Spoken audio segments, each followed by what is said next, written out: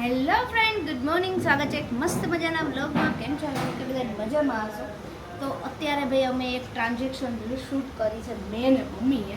તો આજે પર્સવાળી તો અમે બે છે ને બહુ એક્ટિંગ તો કરતા નથી, પણ આજે પહેલા જ ટેકની અંદર એકદમ પરફેક્ટ આવી ગયું છે. તો એક ટ્રાન્ઝેક્શન કમ્પ્લીટ થઈ ગયું છે. હવે બીજો પાર્ટ છે ને એ હજી રેડી થયા પછી જ શૂટ કરવાનો. પણ જાણે બહુ કામ કર્યું હોય ને એમ પહેલાં ભૂખ લાગી ગઈ છે અમને, તો પહેલાં અમે નાસ્તો કરી લઈએ, પછી આપણે બીજું કામ કરીએ. ચલો જોઈએ નાસ્તામાં આજે શું બન્યું છે.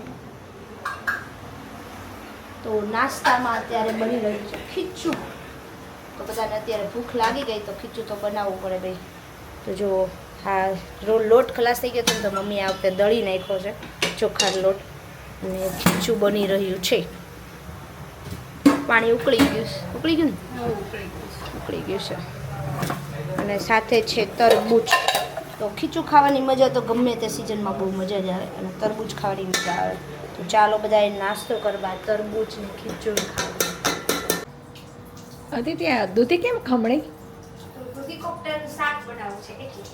દૂધીનું નહીં કરવું એને ખાલી? ના, ખાલી દૂધીનું નથી કરવું, કેમ કે કેવલભાઈ નો ખાય, અને દૂધી દાળનું કરું તો હું નો ખાઉં. તમે કીધું દૂધી કોફતાનું કરી નાખે. સારું, ચાલ સરસ બનાવજો. અરે મસ્ત બનાવવાનું. હા હા.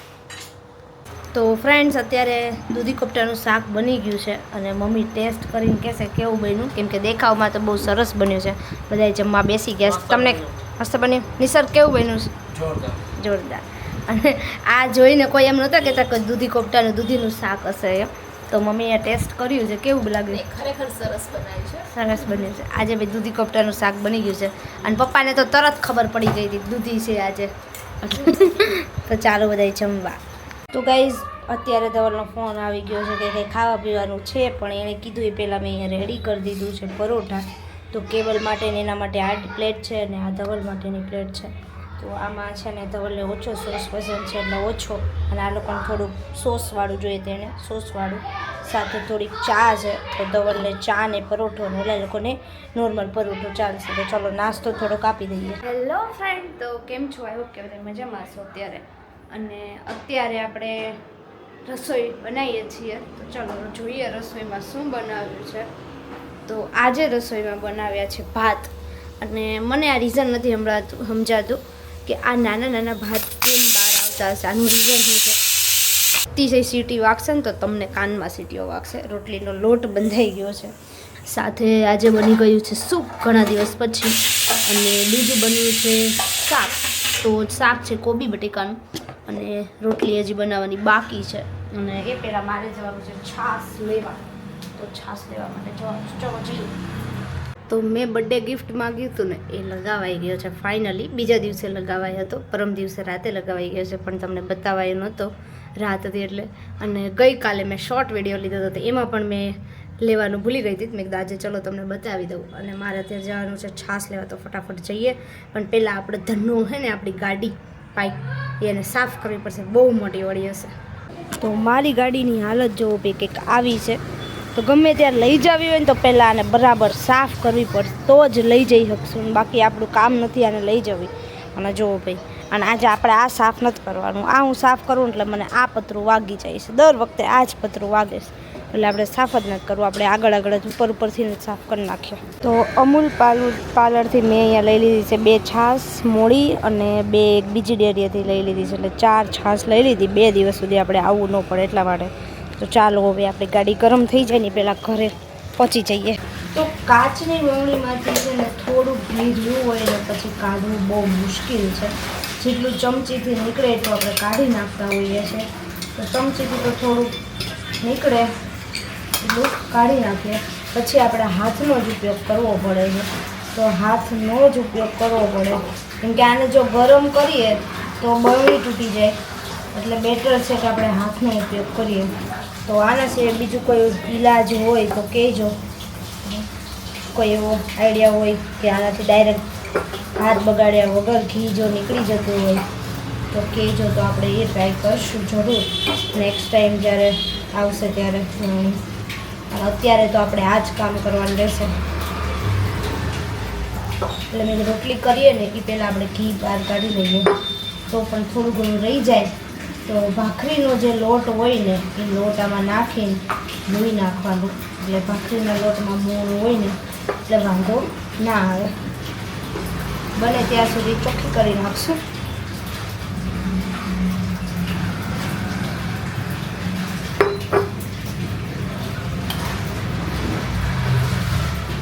મારે તો આવું કરવું પડે છે. તમે કેવી રીતે કરો છો કમેન્ટ કરી દેજો. તો જો ભાઈ, ઇન્ડિયન લેડીઝ હોય ને એ આવું તો કરે જ જુગાડ, બરાબર. ઘીવાળા હાથ હોય એનાથી આપણે લોટ મસળી નાખીએ એટલે મોણ દેવાય છે. ઘીનું મોણથી આજે રોટલી બનવાની છે ભાઈ, કંઈ જવા દેવાય નહીં. તો ઘીના મોણથી આપણે મસળી નાખ્યો છે, હાથ લુવાઈ ગયો છે.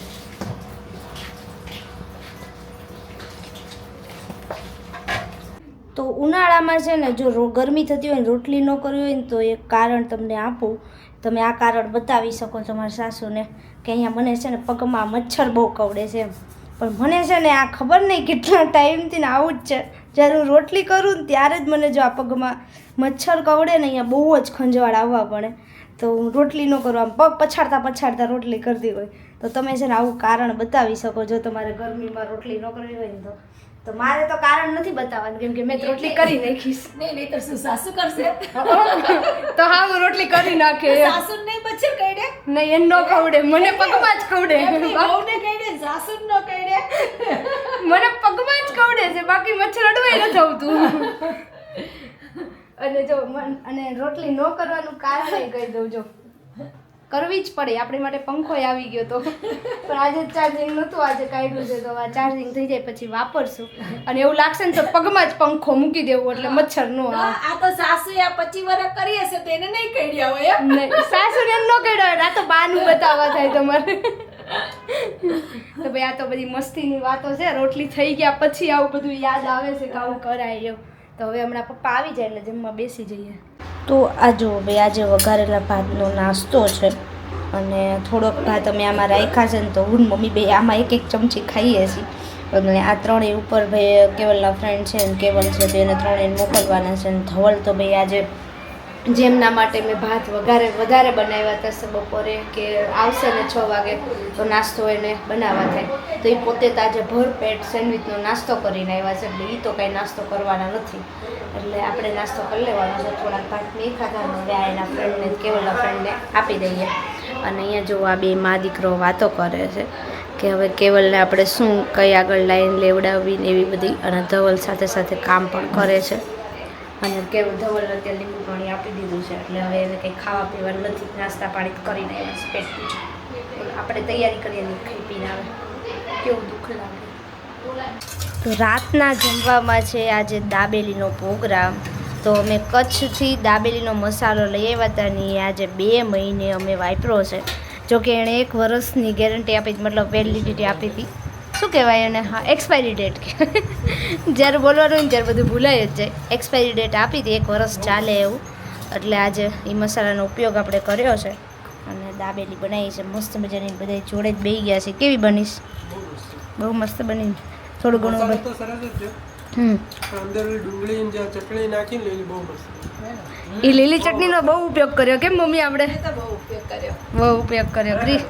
એના લીધે વધારે બહુ જોરદાર. ગ્રીન ચટણી લગાવી છે, પછી ડુંગળી છે, સેવ છે, બીજું ને સિંગ નાખીશ, બધું નાખ્યું છે. ચાલો બધા દાબેલી ખાવા. તો જો ફ્રેન્ડ, અત્યારે હું પાછી ફરી ગાડી આપણે લઈને નીકળી ગઈ છું. તો આ છે અમારો વેરાવાળો રોડ. તો અત્યારે લાઇટિંગ ને બધું જબરદસ્ત થાય છે. આગળ જો મમ્મી પપ્પા જાય છે ને એમ કહે છે કે મૂકી દે, કેમેરો મૂકી દે, એમ કહેતા જાય છે. તો છતાંય મેં કેમેરો અત્યારે હાથમાં રાખ્યો છે. તો ચલો હવે આપણે ફટાફટ મૂકી દઈએ. ટ્રાફિક ન હોય ને એટલે આ બધું થઈ શકે, નકર પોસિબલ નથી. એક હાથે ગાડી ચલાવું છું અને એક હાથે કેમેરો છે ભાઈ. ચલો મૂકી દો અંદર. તો પપ્પાને ઘરે જો મહેમાન હતા ફઈ ફુવાની તો શ્રીખંડ લઈ આવ્યા તો મેં લીધો શ્રીખંડ અને મમ્મી પપ્પાએ ખાધા ભજીયા. તો ભજીયાની ડીશ તૈયાર છે એટલે એ નાસ્તો કરે છે. ખાધું તમે? હા, ખાધું. હા, તો પછી કુંભણિયા તો ભાવેશ બધાને અમારે તો. અને હું ખાઉં છું શ્રીખંડ, મારો ફેવરેટ. ચાલો બધા શ્રીખંડ ખાવા અને ભજીયા ખાવા. બા કેમ છે? સારું ને? મજામાં ને? તો વાંધો નહીં. હવે સારું થઈ ગયું. એક છોકરી ગઈ મળી ને બીજી આવી એટલે હાવ સારું થઈ ગયું. તમારી કમેન્ટના આન્સર હું આ નેક્સ્ટ વ્લોગની અંદર જરૂર આપીશ અને જરૂર આપણે સ્પેશિયલ વ્લોગ બનાવશું. આજનો વિડીયો પૂરો કરીએ, મળીએ નેક્સ્ટ વિડીયોમાં. Bye bye, tech